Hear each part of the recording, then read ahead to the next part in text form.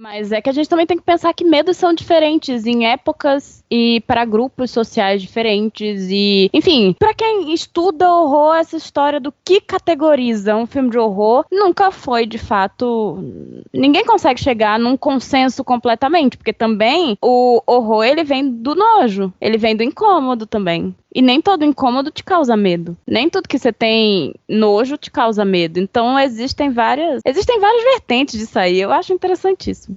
E é feito de tinta acrílica, né? É, orgânica. Tudo muito orgânico, muito natureza. E não pode tocar, tá? Don't touch, it's art.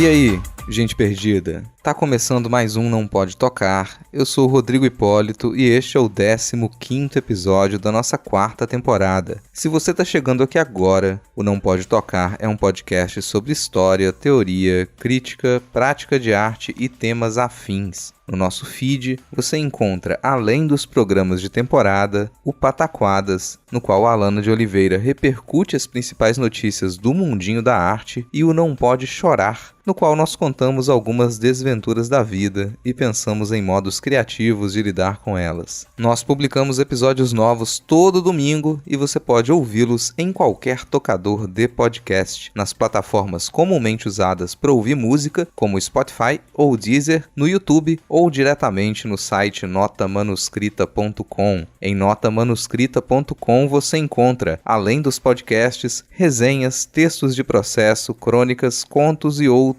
dos nossos trabalhos. Se você ficar com preguiça de digitar notamanuscrita.com no seu navegador, basta clicar na imagem de capa deste episódio, que na maioria dos tocadores de podcast você será direcionado para a postagem original. Lá você encontra a descrição completa deste episódio, com todos os links do que nós comentamos e os nossos perfis pessoais e oficiais no Twitter e no Instagram. Por falar em perfis de redes sociais, quem comanda os nossos perfis oficiais é o Tiwi, o primeiro e único cão podcaster. Tanto no Twitter quanto no Instagram você pode ganhar uns lambejos do Titi em @nãopodetocar, sempre com o D de pod no mudo. No final da postagem, você encontra uma chave Pix e o link para o nosso PicPay. Acesse picpay.me/nãopodetocar e contribua com R$1, R$2, R$5 mensais ou qualquer valor esporádico. Se não der para contribuir financeiramente, só de seguir os nossos perfis e compartilhar o Não Pode Tocar com outras pessoas, você já nos ajuda e muito. Tem mais 2 recadinhos nesse começo de episódio. O primeiro é sobre o último encontro de formação em arte e educação para a arte contemporânea que eu vou ministrar na Galeria Homero Macena, na Cidade Alta, em Vitória, aqui no Espírito Santo. Esses ciclos de formação são parte da programação da Mostra Ápticos Silvestres da Flávia Arruda, para a qual eu fiz o projeto educativo. A exposição permanece em cartaz até o começo de novembro e esse último encontro de formação vai acontecer na quarta-feira, dia 20 de outubro, a partir das 15 horas e será presencial. Mais informações sobre como participar você encontra no formulário linkado na descrição do episódio. O segundo recado é uma das minhas maiores alegrias desse ano. Nessa semana foi publicada a minha noveleta Não Pague Pela Boa Morte na Mafagafo Revista. A Mafagafo é uma das publicações de literatura de ficção especulativa mais relevantes do cenário brasileiro e tem uma das equipes mais maravilhosas com quem eu já tive o prazer de trabalhar. Essa noveleta, Não Pague Pela Boa Morte, tem uma pegada de horror, então faz todo sentido ela ser lançada no mês de outubro. A edição da noveleta ficou por conta da Jana Bianchi e do JP Lima, teve preparação de texto da Fernanda Castro, revisão da Lohane Fortunato e ilustração da Paloma Barreto, com direção de arte do Dante Luiz. Essa capa é um negócio de arrepiar e todo o trabalho do pessoal da Mafagafo é para aplaudir em todas as posições que você puder imaginar. Então, me dê esse presente de Halloween Halloween, vá lá ler minha noveleta e depois comenta o que você achou. Todas as edições da Mafagafo podem ser lidas gratuitamente em mafagafo.revista.com.br. Por falar nisso, uma das nossas convidadas de hoje também já foi publicada pelo Ninho Mafagáfico. O episódio de hoje é a primeira parte de uma conversa que a Fabiana Pedroni e eu tivemos com a Vanessa Guedes e a Carissa Vieira. Nós falamos sobre trabalhos de arte que nos causam ou nos causaram medo e sobre trabalhos de arte que nos causam ou nos causaram nojo. Nessa primeira parte, nós falamos de medo. Semana que vem, a gente vai lançar a segunda parte sobre nojo. Chega de recados iniciais, bora lá pro episódio.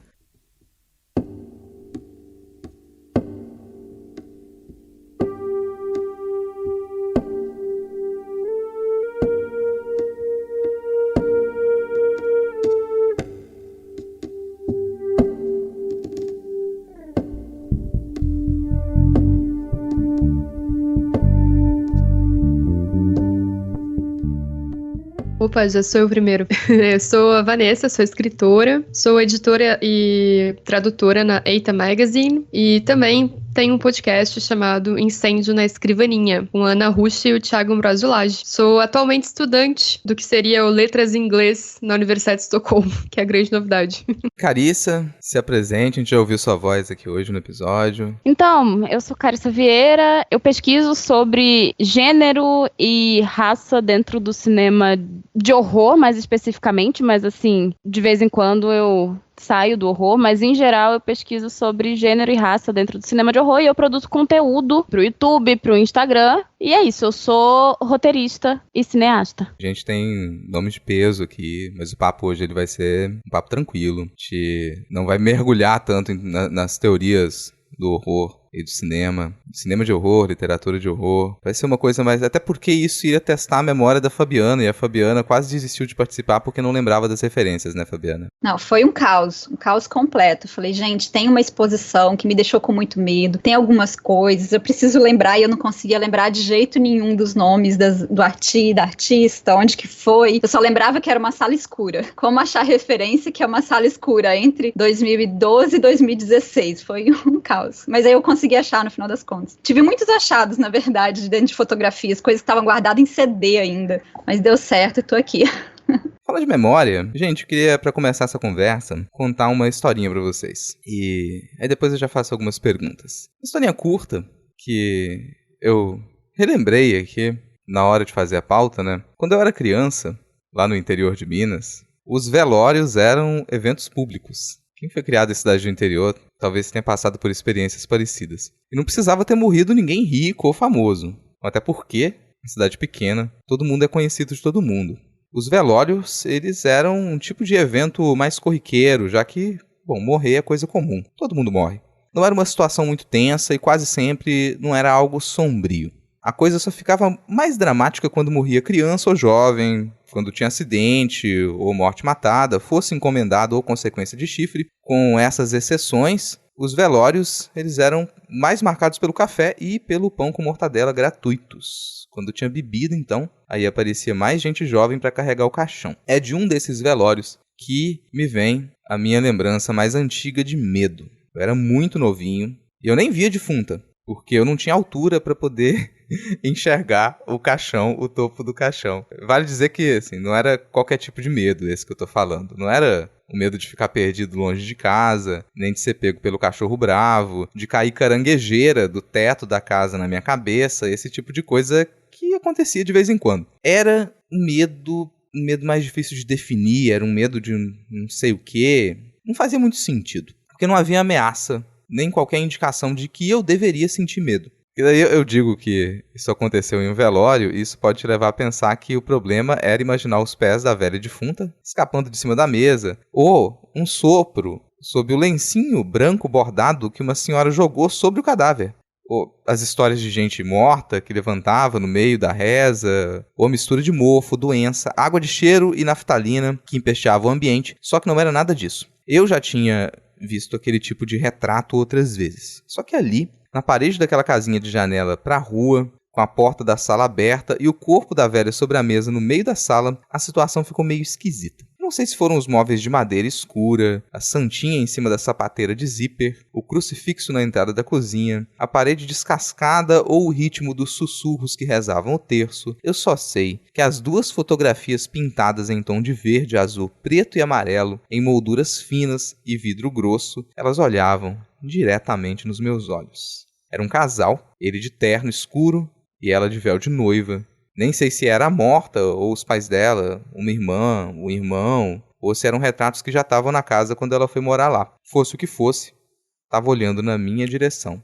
Estava olhando para mim através daqueles retratos. Eu saí de lá de mãos dadas com a minha mãe, eu não falei nada, mas eu fiquei com arrepios por muitos anos, toda vez que eu via uma daquelas imagens, daqueles retratos pintados. E era impressionante como esses retratos eles estavam presentes em tantas casas de parentes. Por mais que a pessoa retratada fosse outra, era como se o olhar fosse o mesmo. Era como se uma presença maldita passasse de retrato para retrato e sempre estivesse lá com vontade de me fazer chorar. Mas eu não chorava, só ficava com muito medo. E essa é uma lembrança de medo para mim muito antiga e ligada a alguma coisa que para mim estava mais próximo do tipo de experiência que eu ia ter com obras de arte, de horror. E é uma experiência de medo. E é por ela que a gente vai começar hoje. Eu gostaria de perguntar para vocês exemplos de trabalhos de arte que eles geram essa sensação de medo. Você sabe que aquilo é uma ficção, mas aquilo vai fazer com que gele o seu sangue. E pode ser filme, música, livro, pintura, escultura, qualquer categoria de arte que funcione para isso. E eu vou começar com a Vanessa. Só tá me pegando de surpresa agora. Eu entrei num transe agora te escutando, porque eu sou ouvinte do podcast. Então parecia que eu tava escutando o podcast. Só que agora, de repente, eu posso responder. É como se fosse eu não sei, rolou uma magia aqui, sabe? A diferença é que eu não tô na rua andando, que eu normalmente eu escuto o podcast de vocês quando eu vou pro mato, assim, andar no meio da tarde. Bom, mas pra falar de medo, cara, medo é uma coisa que eu gosto de falar a respeito, porque eu sou uma pessoa muito assustada. E eu cresci numa casa em que a minha mãe adorava pregar peças, sabe? Ela botava máscara de coisa, ficava me esperando atrás da porta, sabe? E eu acho que se naquela época tivesse celular e câmera, etc., acho que ela teria um canal no YouTube, cara, assustando minha filha. Quando eu fui pensar sobre o tema medo em específico, porque é um assunto muito vasto, né? E eu li há um tempo atrás um livro que se chama As Virtudes do Medo, cujo autor eu esqueci, é um americano aí. Ele parece uma coisa meio autoajuda, sabe? Mas ele toca num aspecto do medo que eu acho muito importante de lembrar, que o medo é como se fosse uma ferramenta pra te proteger das coisas também, né? Pra te proteger de algo que pode te ameaçar, que pode... E é uma coisa muito primal, né? E aí eu fui pensando nas obras de arte, nas representações que me dão mais medo, assim. E eu fui notando um tema em comum quando eu fui pensando pra pauta. E aí eu sei que eu tenho medo de uma coisa específica, mas eu nunca tinha me ligado que isso estava tão presente nas obras que me dão medo. Por exemplo, aquele quadro clássico de Saturno comendo os filhos, do Goya, né? Eu sempre tive muito medo daquilo.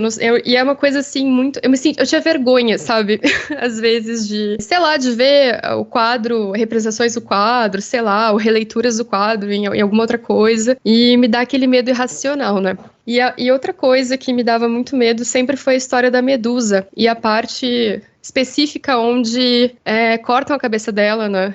E aí ela para de existir e perde seus poderes, aquela coisa toda. E eu fui repensando isso, e a coisa que mais me dava medo quando eu era criança era um episódio específico daquela série Punk, A Levada da Breca, em que ela vai numa caverna com os amigos, eles estão acampando, e eles encontram um homem desmembrado, todo espalhado pelas paredes da caverna. E ele começa a conversar com eles, é um morto-vivo, sabe? E eles estão tentando curar o espírito malvado que tem na caverna, que tá matando as árvores da floresta onde está a caverna, enfim. E os amigos dela vão desaparecendo, enquanto eles vão entrando cada vez mais fundo da caverna, e depois ela vai implorando pro espírito da caverna pra devolver os amigos pra ela. E ele fala, tá bom, então tá, vou te devolver então, vou atender o seu desejo.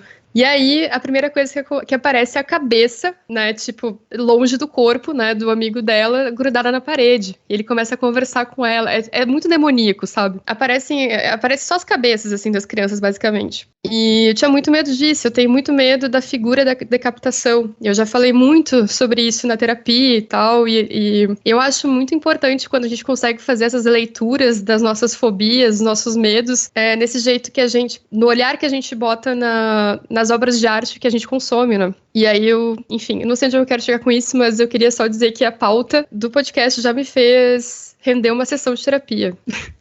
Nossa, cara, eu tô falando de decapitação, tô pensando aqui o quanto que no horror a decapitação é colocada como a solução de vencer o monstro, de vencer o mal, muitas vezes, assim. Bom, vampiros, né? Muito comum. Acaba. Lembrei agora tem um filme que é meio terrir, que é o Boys from County Hell, que, bom, tem vampiro, colocam já de imediato nos personagens, colocam a solução. Pra que ficar pensando tanto? Corta a cabeça desse pessoal, vai funcionar. É a solução pra funcionar tudo. Bom, eu não vou dizer se no filme funciona ou não funciona pra não dar esse spoiler, mas era engraçado de você perceber ali no filme. Essa costuma ser a solução pra tudo no mal. Decapita e acabou a história. Exatamente. O último filme que eu vi que tinha esse tema mais forte, me pegou de surpresa, foi o Hereditário. Provavelmente a Carissa já assistiu, não sei se vocês assistiram na mesa. Não sei se é spoiler falar disso, ou se é importante dar spoiler ou não, mas tem uma questão aí com a decapitação que vai aparecer no filme em algum momento. E é uma... Fica aqui então, nos próximos segundos a gente tem um spoiler, tá?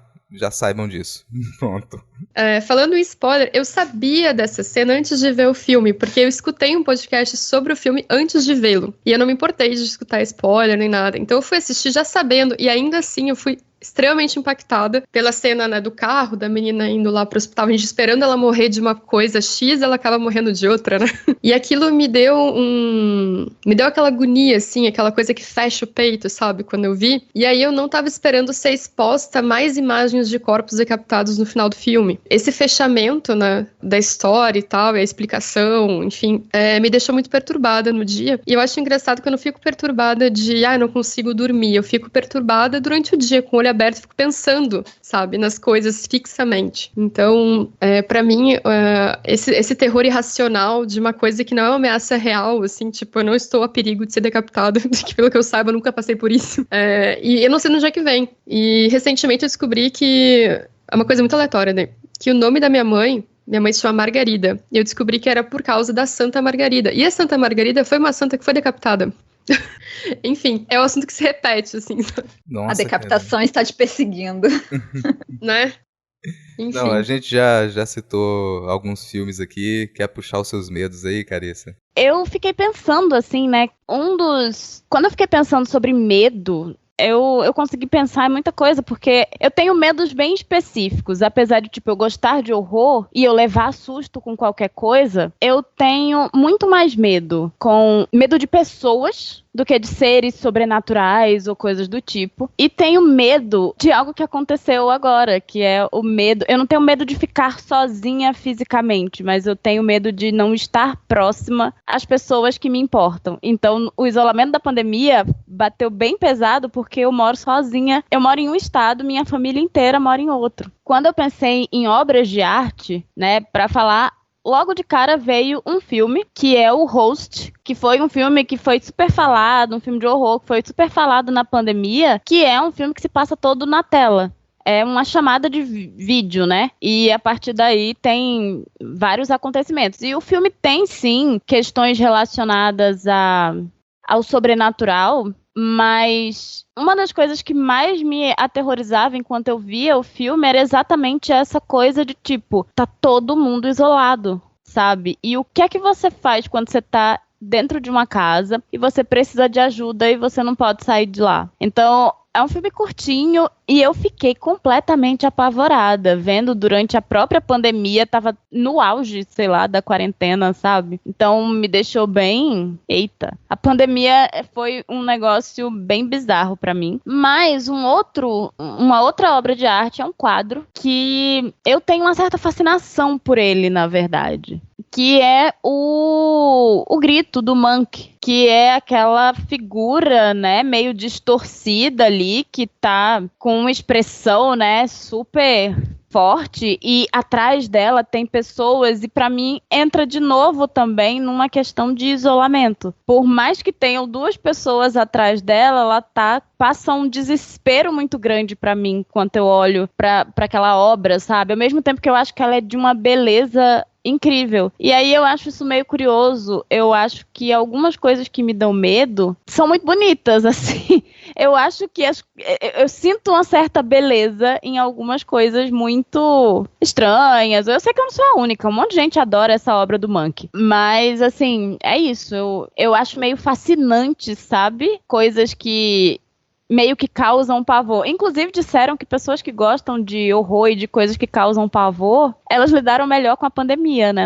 Porque já tá acostumado. É como se seu cérebro ele já tivesse acostumado com situações de alto estresse. Não sei se, de fato, todo mundo lidou tão bem assim, não. Mas vamos pensar de um lado positivo. Que Pensa bom assim, que eu gosto se foi de horror. pesado pra você, né? Aí você pensa, nossa, pra mim foi pesado. Imagina pra quem não tá acostumado com essas situações de tensão. Exatamente. É o que eu pensando pelo lado positivo, sendo meio poliana.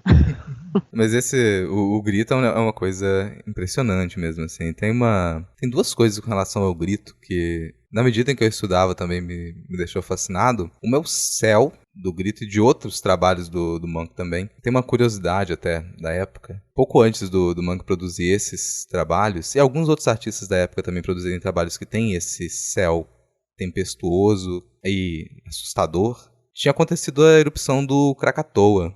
E a erupção do Krakatoa foi um cataclisma mundial, assim, e afetou o clima no mundo inteiro. A iluminação do céu mudou durante alguns anos, assim.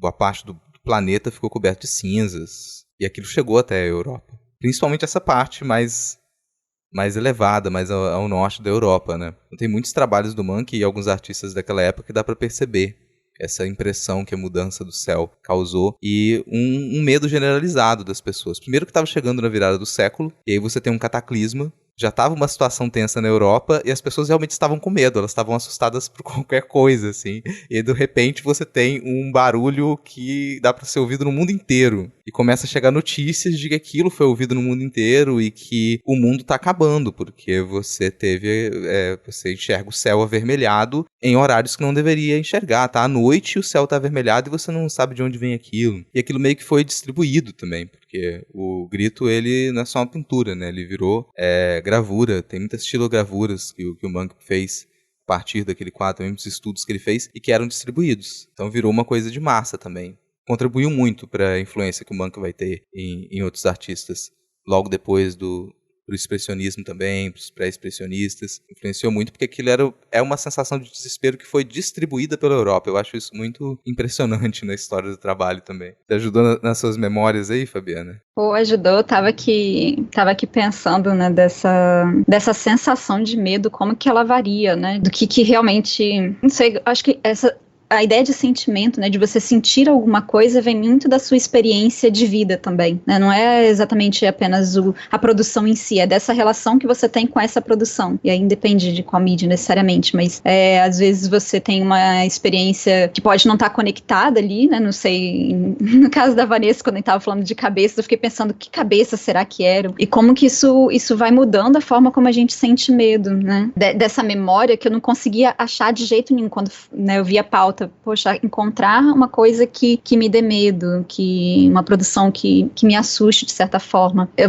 gosto muito de filmes de terror, de suspense, mas eu fiquei com uma coisa assim na cabeça de uma imagem de uma cena escura, de uma penumbra. E aí eu lembrei que era uma exposição que tinha acontecido na Pinacoteca de São Paulo, mas eu não sabia exatamente quando, onde, enfim, eu só lembro que eu estava com a minha mãe, e que foi uma exposição que me deixou muito, muito incomodada. Eu lembrava que era de uma artista mulher. Aí, né, pesquisando, tentando encontrar essas referências, eu encontrei e descobri que eu tinha até catálogo da exposição perdido na biblioteca. Falei, nossa, tá aqui, vou procurar e ver o que tem dentro dessa exposição que me agoniava tanto. Ela era formada da Ana Maria Pacheco, que é uma uma artista que é brasileira, mas ela foi radicada, agora eu não lembro, mas desde a década de 70, então ela tem uma produção que voltou pra cá, mas enfim, ela não é tão conhecida aqui, mas ela trabalha muito com gravura e escultura, e nessa exposição na Pinacoteca, que foi em 2012, tinha uma sala que era dedicada a todas essas obras dela, e que estava mais dentro de uma ideia de penumbra, tipo, a expografia ela é muito importante, né, para esse envolvimento da pessoa dentro da exposição, e eu lembro que na hora que a gente entrou, que eu entrei assim com a minha mãe, a gente tava conversando coisas aleatórias, rindo e tudo, o clima caiu, né, você sente aquele peso, assim, de agora é outra experiência, o sorriso sai ali daquele momento, e a gente foi adentrando na exposição, tinha as primeiras obras que agora eu sei o nome, que era Memórias Roubadas, e que eram 2 armários, assim, grandes de madeira, um tinha portas, como sacrários, né, sacrários antigos, ela tem uma referência muito forte do barroco, na cultura popular, enfim, e eram esses 2 armários, acho que era um de cada lado, não lembro muito bem, mas que a iluminação ia pra frente do armário, então a gente conseguia ver a porta aberta, alguns rostos, e aí eu lembrei de você na hora, Vanessa, quando estava falando, porque eram rostos que não eram cabeças, na verdade, que não tinha pescoço, então pareciam máscaras, mas elas não eram exatamente máscaras, porque ela percorria toda a cabeça ali, né, como se elas estivessem decapitadas, e elas olhavam umas para essa vista, né, de como se estivesse olhando para quem tá ali na frente, mas algumas outras estavam olhando para o chão. No chão tinha um coração com algumas adagas, enfim, umas facas, algumas coisas assim. Então tinha um clima muito teatral. Na hora que a gente foi adentrando realmente na exposição, que a coisa foi ficando um pouco mais expressiva, assim, porque tinha umas figuras, eram 18 figuras, não sabia que era 18, porque pra mim era uma multidão enorme. A gente foi adentrando, porque tá escuro. Imagina uma cena bem, bem escura, né? Então você só vê aqueles vultos. E essas figuras, elas eram de madeira, entalhadas em madeira, e uma altura, mais ou menos da minha altura, 1,50 m, outras um pouco menor, um pouco maior. Então dava aquela sensação de há pessoas nessa sala, e mais as pessoas que estavam visitando. E às vezes se confundia se era uma pessoa que estava parada, se era uma escultura ou não era. E essa obra que era esse conjunto era baseado na história de São Sebastião, mas isso ficava muito, assim, de certa forma escondido, porque a figura que era para ser o São Sebastião, ele estava ajoelhado, nu, com as flechas, então tinha essa referência, mas ele estava com um capuz, né, um capuz ali no rosto dele, na cabeça, e as pessoas em volta. Eu lembro que a gente ficou muito agoniada, porque era como se a gente fosse testemunha e, ao mesmo tempo, cúmplice daquela situação. E isso é uma das coisas que eu tenho muito medo, assim, de você se ver numa situação que você não faz parte dela, mas pela sua presença você acaba fazendo parte, não só da experiência, mas de você ter a culpa realmente, né? Então essa espacialização teatral ali te colocava dentro desses grupos. Então tinha o grupo das mulheres que estavam ponderando, tinha uma mulher com uma criança no colo, e você ficava meio assim de lado, tinha um outro grupo que era de jovens com expressões assim, muito de grito, de intensidade, como se eles estivessem gritando. Então é um grito que, por escultura, você não tem um barulho, as pessoas entravam extremamente silenciosas na sala, então já dava aquela sensação de arrepio, assim, de ai, que coisa esquisita, né? E tinha uma criança vestida de amarelo, olhando, assim, pra essa figura que estava sendo ali torturada. E é uma situação muito incômoda, né? Quando eu lembrei dessa exposição, logo depois, eu comecei a lembrar de situações complicadas politicamente, que a gente, né, começou a vivenciar ultimamente. E eu lembrei de um aniversário que eu fui, um aniversário muito... acho que foi um pouquinho antes, né, da pandemia, e que as pessoas estavam fazendo sinal de arminha e tirando foto com blusas da criatura, enfim, e aí eu me vi naquela situação com a minha mãe, tipo, caramba, isso tá realmente acontecendo, e eu só vi nós duas saindo de fininho, tipo, não quero ser fotografada, não quero estar nesse lugar, mas era a mesma sensação, aquele peso, assim, de tem uma coisa muito errada acontecendo, e era interessante que era essa sensação estranha de alguma coisa segue a gente, mesmo que você não esteja mais ali dentro. E que aí me fez lembrar também de uma outra exposição, que era a segunda obra realmente que pensei, né, pra gente hoje, era uma exposição que teve no Tomiotaki, que era de uma escultura do Lars Nilsson. A exposição se chamava Fantasmas, e eram esculturas... Engraçado, né? Ser duas obras que são conjuntos escultóricos. Mas eram esculturas que eram feitas de resina e bem, bem escuras, para você conseguir enxergar realmente ali alguns detalhes daquelas imagens que eram figuras humanas, você tinha que se aproximar um pouco. Mas diferente da exposição da Ana Maria, a sala estava totalmente clara. Só que mesmo assim, por ter um excesso de luz, a gente tinha que se aproximar para conseguir ver alguns certos detalhes. E era muito incômodo, porque tinha algumas figuras que estavam, tinha um homem, né, que estava com o dorso só surgindo saindo assim do chão, então dava aquela sensação de apoiando, né, tentando tirar o corpo do chão, aquela sensação de qualquer lugar desse chão vai surgir alguma coisa perto de você, então ficava aquela sensação esquisita. Mas a figura mesmo que me agoniou e me fez ficar, sei lá, o dia inteiro pensando que tinha alguém atrás de mim, era uma figura feminina, que ela tava levemente inclinada assim pra frente, meio que, sabe, Matrix, que você tem a pessoa, né, que vira pra trás assim, fazendo, né, o movimento, era como se fosse só aquela pra frente, e parecia que ela ia ficar andando nesse pra frente eternamente, então onde você ia na sala, ela parecia que tava te seguindo, e eu saí da Tomei Ataque depois, eu fiquei com aquela agonia assim, de tem alguém andando atrás de mim. Ai, gente, sempre tem alguma coisa que te persegue, né? Talvez tivesse, cara. Eu tô vendo que seus dois exemplos, assim, eles têm uma coisa quase religiosa, assim. Pelo menos pra mim parece aquela coisa aquela experiência religiosa que é o que me assustava muito quando eu era criança. Desde que eu me entendo por gente, eu não acredito no sobrenatural, assim. Mesmo tendo sido criado em família com a maioria católica ou cristã, desde muito cedo eu não acreditava. Fiz lá meu catecismo, fiz primeiro a Eucaristia, frequentava, lia a Bíblia, mas não me lembro de realmente acreditar. Só que muitos aspectos da religião para mim eram aspectos assustadores. Isso me pegava quando eu era mais novo. Inclusive as esculturas do conjunto escultórico do Aleijadinho era um dos que até hoje eu acho aquilo muito esquisito, muito assustador. Eu acho muito esses conjuntos escultóricos do Aleijadinho. Mas até, bom, pensando nisso que tem a ver com religião, eu nunca fiquei muito assustado com produções de horror. Fosse no cinema ou outras, assim. Principalmente depois de passar da infância. Não assisto, não procuro necessariamente pra sentir medo. Por outros motivos. Me agrada quase como uma aventura, uma grande fantasia. Mas, em alguns casos, eu sentia um deles e que fica muito marcado pra mim, eu lembrei porque voltou a passar na televisão agora, era da novela Renascer. A novela Renascer, como um todo, ela era assustadora pra mim. Só de começar a abertura, eu já ficava assustado, eu já tapava os olhos, não queria assistir. Aquela abertura, a terra se rachando. E claro, vai ver hoje, aquele negócio é até engraçado. Mas a novela, as interpretações, a filmagem de Renascer me dava muito medo. E tinha muito dessa coisa de religião popular, de religiosidade popular. Não dá pra se esquecer do Diabo na Garrafa. O Diabo na Garrafa me assustava muito, cara. O Coronel, que era feito pelo Antônio Fagundes, vamos lembrar o nome dele agora, acho que era Inocêncio. O Coronel Inocêncio, que era do núcleo central da novela, ele supostamente tinha um diabo engarrafado. Ele conseguiu capturar um diabinho e colocou na garrafa. E o personagem, acho que era do Osmar Prado, que é o Tião Galinha, ele invejava muito o diabo na garrafa. Ele acreditava que o diabo na garrafa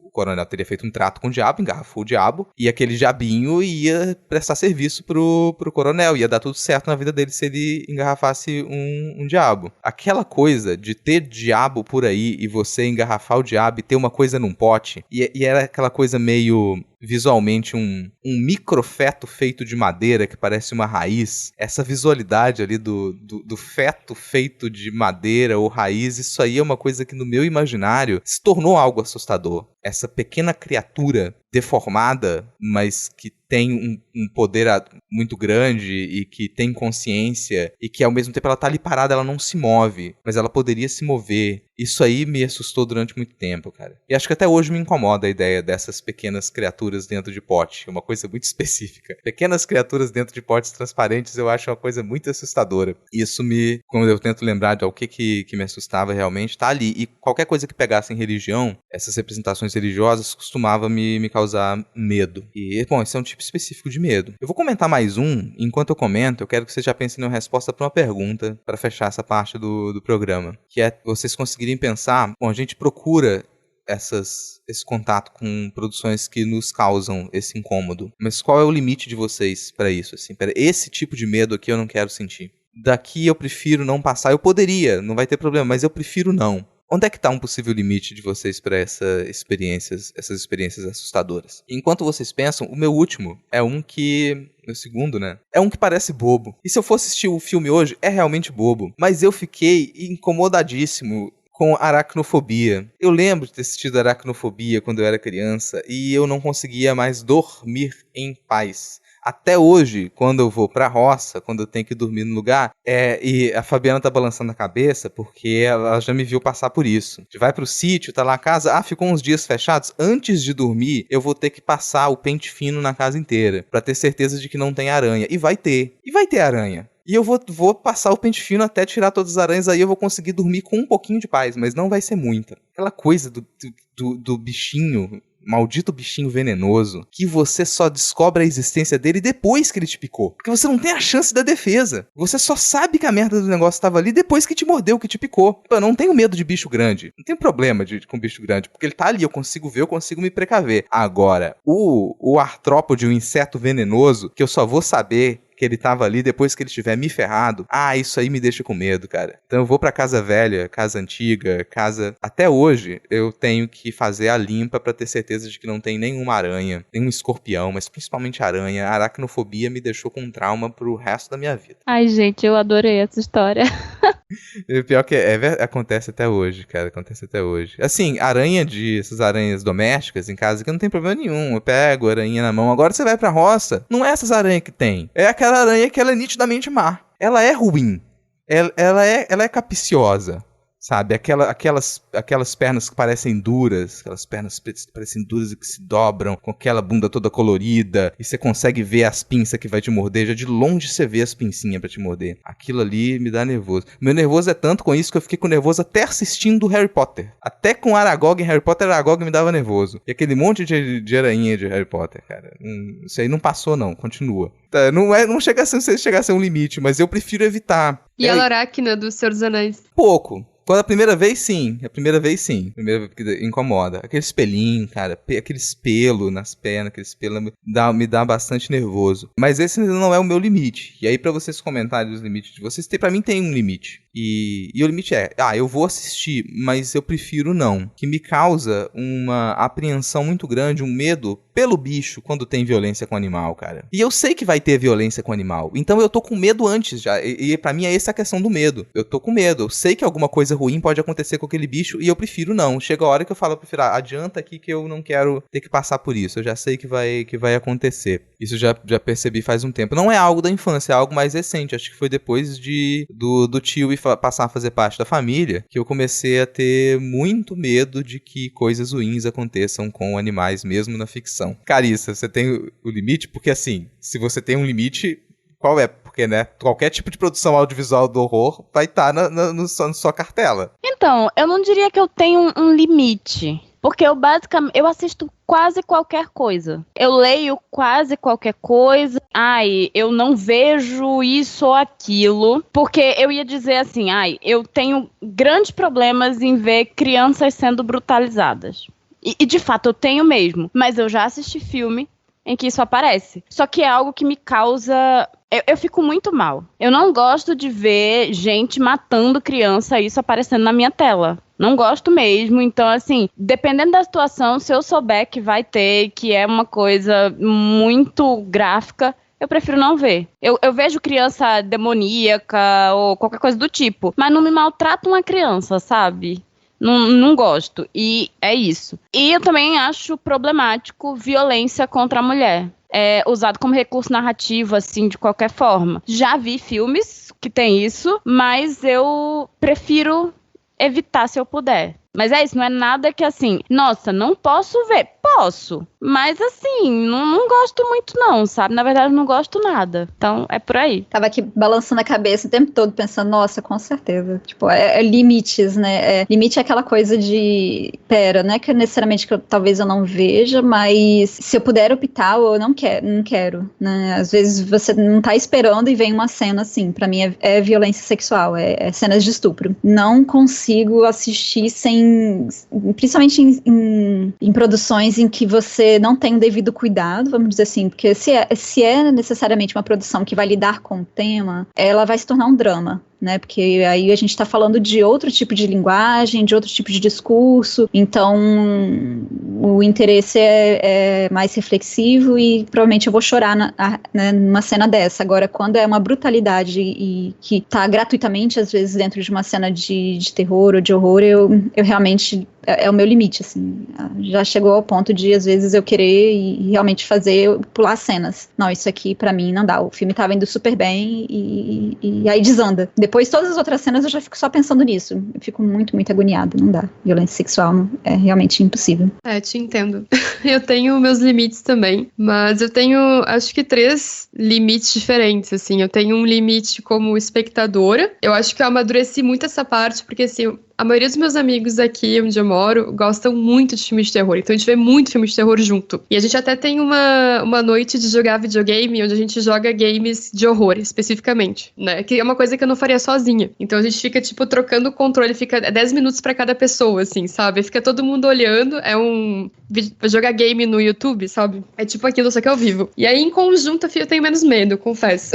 Mas esses dias eu vi um filme chamado O Apóstolo, e eu tava vendo ele com meu companheiro, e aí tem uma cena de tortura muito... Sabe assim, quando a tensão vai aumentando e aquela coisa vai acontecer, você sabe que vai acontecer uma coisa muito escabrosa, muito horrenda e tal. Aí eu simplesmente levantei do sofá e falei pro meu namorado, assim, ó, me chama quando terminar essa cena. Aí ele falou assim, mas como assim? Eu vou pausar, você vai no banheiro e tal? Eu falei, não vou no banheiro. Eu vou ali na cozinha, vou dar uma volta, e aí você me conta quando acabar e eu volto aqui. E aí ele ficou muito bravo, ele falou, você vai perder uma cena do filme. E eu falei, não me importa. Aí tá, eu escutei só a cena, né, escutei os gritos e tal, era uma tortura mesmo, era basicamente a pessoa botando uma furadeira na cabeça do cara vivo, sabe? Uma coisa assim, muito horrenda. Eu não queria ver aquilo. Aí acabou a cena, ele me chamou. Aí eu voltei, sentei, a gente viu o filme até o final. O filme é muito bom, inclusive. Aí quando terminou o filme, eu virei pra ele e perguntei, eu perdi alguma coisa não vendo essa cena? Aí ele falou assim, não. Eu disse, pois é, acho que eu aproveitei bem o filme sem ver isso, sabe? Então, assim, eu tenho esses meus limites, assim, que eu aprendi a prever que tá vindo, e aí se eu achar que eu não preciso ver, eu não vejo. Tem outros filmes que eu já acho até interessante ver algumas coisas, por exemplo, esse do Hereditário, eu sabia que ia acontecer coisas e acabei me submetendo a assistir, porque eu queria ver mesmo como que filmaram, como que fizeram. Inclusive porque eu tenho interesse como artista também, como pessoa que escreve horror. Eu tô tentando me colocar nessa posição agora. E teve uma vez, eu também tenho problema em assistir cenas de estupro, etc. Eu também acho super desnecessário. Mas esses tempos eu publiquei uma história que tem violência contra a mulher, né? E tem uma cena de um quase estupro, e eu escrevi isso, sabe? E aí eu conversei com vários amigos meus sobre isso, que leram, né, o conto antes de eu publicar e tal. E a galera falou assim, você se sente ok de publicar uma coisa dessas, né? Tipo, você acha que é ok usar a violência contra a mulher no plot dessa história e tal? E eu escrevi a história na época que eu tava trabalhando numa ONG de atendimento a vítimas de violência, né, de mulheres. E eu falei, não, o cerne da história é isso, sabe? Preciso disso, não é uma desculpa que eu estou fazendo pro plot acontecer, pra alguma coisa, né? E eu acho que a gente tem que ter uma certa crítica e uma autocrítica quando essas coisas acontecem, sabe? A gente tem que ter o discernimento de quando é necessário ou não, e quando que é uma muleta ou não. E às vezes é meio difícil, sabe? Inclusive nessa era de Twitter, né, em que tudo pode ser denunciado, né, sei lá. E tem uma terceira só, tô falando demais já, mas eu queria comentar que uma vez, tava viajando, foi a primeira vez que eu viajei pelo interior de Minas, assim, eu fiz meio que uma road trip no interior de Minas. Eu tava, inclusive, com o meu companheiro, que na época a gente nem tava namorando ainda, e a gente foi pra Ouro Preto. Ouro Preto, a gente gosta muito de fazer turismo de igreja, né, adoro fazer turismo de igreja. E aí a gente foi pra Ouro Preto, e Ouro Preto é cheio de igreja, né, tipo, e tem um monte de história e tal. E aí tinha outros turistas na cidade na época, né, era tipo alta temporada e tal. E tinha muito visita guiada, enfim. E as pessoas ficam contando as histórias, né?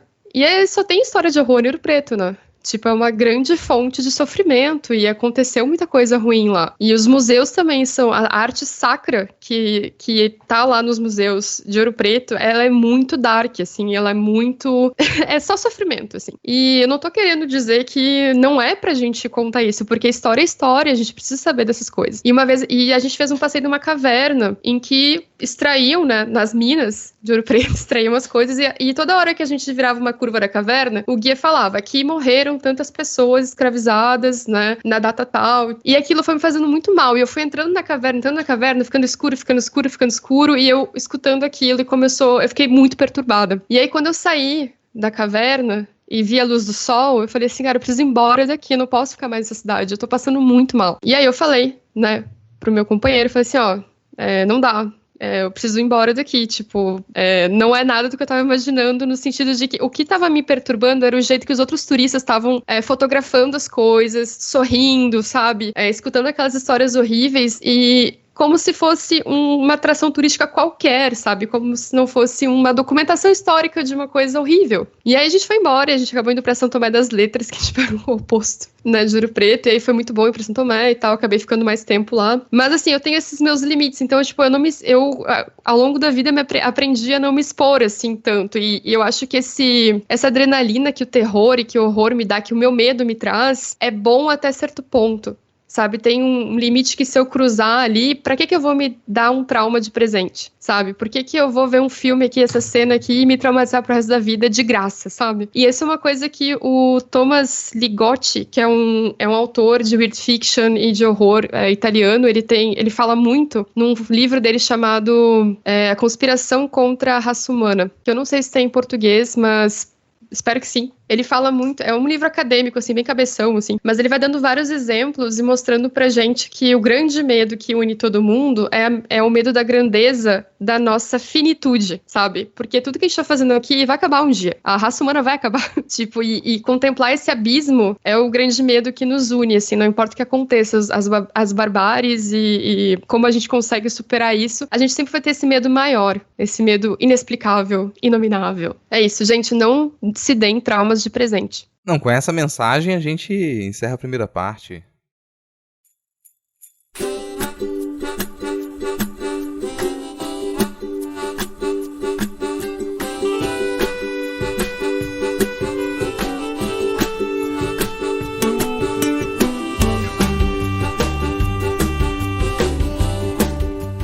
Tá aí, encerrando mais um Não Pode Tocar. Gostou? Não gostou? Fala com a gente. Você pode entrar em contato com a gente através do e-mail nãopodetocar@gmail.com ou dos nossos perfis pessoais e oficiais. Tanto no Twitter quanto no Instagram você encontra a gente como @nãopodetocar, sempre com o D de pod no mudo. Aproveita e acessa notamanuscrita.com, onde você encontra, além da descrição completa deste episódio, com links para as referências que nós comentamos, outros textos, crônicas, textos de processo, artigos, contos, resenhas, ilustrações, vídeos e diversos trabalhos que nós produzimos. No final da descrição deste episódio você encontra uma chave Pix e o link para o nosso PicPay. Acesse picpay.me/nãopodetocar e contribua com R$1, R$2, R$5 mensais ou com qualquer valor esporádico. Como eu comentei no começo do episódio, essa foi a primeira parte dessa conversa. Na próxima parte, que será lançada no domingo que vem, a gente falou sobre trabalhos de arte que nos causam ou nos causaram nojo. Por hoje é isso, se nada der muito, mas muito errado, semana que vem a gente tá de volta. Valeu, falou!